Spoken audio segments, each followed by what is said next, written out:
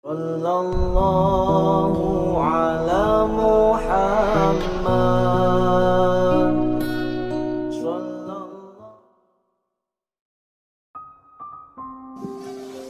Ada satu quotes yang menurut saya menarik tentang memahami diri ini dari Goethe. Ini saya ambil satu saja untuk mungkin merefresh pemahaman kita betapa pentingnya aspek memahami diri. Jadi kata Goethe, one must be something in order to do something. Seseorang harus menjadi sesuatu agar bisa melakukan sesuatu. Nah, ini kan kalau dimaknai secara luas itu ya kita ini harus sesuatu dulu sebelum bisa melakukan sesuatu. Sesuatu dulu itu kan pertama-tama kita harus paham, kita harus kenal kita itu apa, kita itu siapa. Jadi kita bisa menunjuk satu barang, misalnya bantal, itu kan karena kita tahu itu bantal, kita tahu itu kursi, kita tahu ini laptop, kita tahu itu HP, itu kan karena kita paham tentang kesesuatuan itu. Nah, maka kita juga begitu. Kita juga harus kenal kesesuatuan kita. Kalau manusia mungkin bukan sesuatu, kesiapaan kita. Tujuannya apa kalau kalimatnya Goethe tadi? Agar kita bisa to do something, bisa melakukan sesuatu. Ya kayak tadi misalnya saya contohkan, saya tahu kok kalau ini bantal.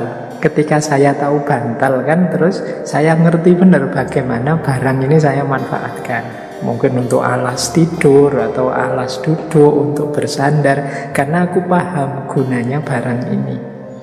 Aku paham karena aku ngerti identitasnya, ngerti statusnya.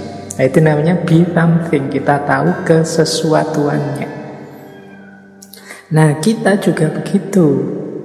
Kita harus kenal diri kita, siapa kita, apa kita. Sehingga kita tahu apa yang harus kita lakukan. Sehingga kita tahu bagaimana kita harus bertindak, berpikir, berperilaku. Inilah sebenarnya quotes ini menegaskan pentingnya kita tahu diri kita, pentingnya kita paham identitas kita. Misalnya sering saya ilustrasikan ya di banyak kajian. Kita mengidentifikasi diri kita sebagai seorang mahasiswa misalnya. Loh, begitu kita paham tentang kemahasiswaan kita, kemudian mudah bagi kita selanjutnya untuk apa yang harus saya lakukan, apa yang jangan saya lakukan. Karena aku ini mahasiswa. Oh, aku ini seorang kakak. Kalau di rumah ada adik-adik. Nah, ini kan kita nanti jelas apa yang harus saya lakukan, apa yang jangan saya lakukan di rumah. Dengan mengidentifikasi statusku sebagai kakak. Apa yang harus aku lakukan di hadapan ayah ibu, apa yang harus aku lakukan di hadapan adik-adikku, apa yang harus aku lakukan di lingkungan sekitarku, dan lain sebagainya. Itu ketika aku sudah tahu posisiku. Ketika aku sadar siapa aku. Maka one must be something in order to do something. Orang harus kenal dirinya, baru dia jelas apa yang harus dia lakukan. Hari ini banyak orang yang kesulitan mengidentifikasi dirinya, memahami posisi dan porsi hidupnya. Akhirnya dia sulit mengenali dirinya. Yang bisa dilakukan hanya ikut arus ke utara, ke selatan, yang lain ke utara, ikut ke utara, yang lain ke selatan, ikut ke selatan.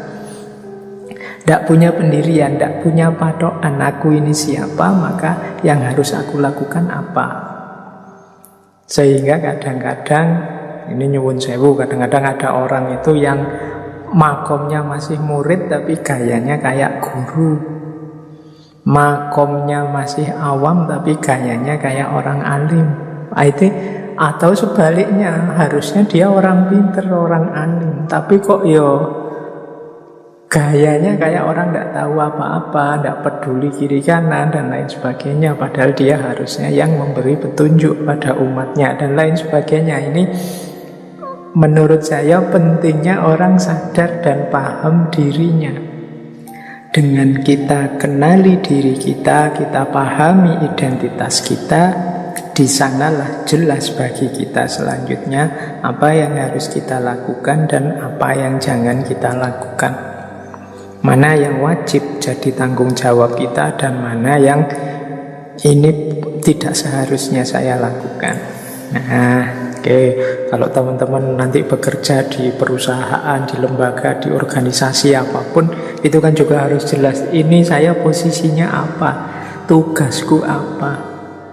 Jadi job description-ku apa sesuai dengan jabatan yang aku emban. Kalau di kampus misalnya, kalau dekan itu tugasnya ini, kalau ketua jurusan, ketua program studi itu tugasnya ini, kalau yang staff tugasnya ini dan lain sebagainya. Itu kan dia bisa melakukan tugasnya ketika tahu posisinya apa. Inilah pentingnya orang mengenali dirinya.